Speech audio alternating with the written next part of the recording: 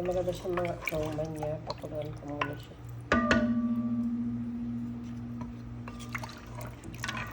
So, templahan ko na yan. Bago ko ilagay mamaya. Pag kumulo na, salain ko yan.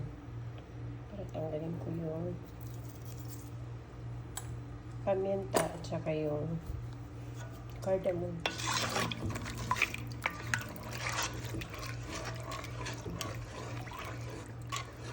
So, ganun lang kasi wala bang manok. Gawa tayo ng paraan kasi naglista pa ako. Hindi ko alam kung kailang bilhin ang mga grocery. So, takpan.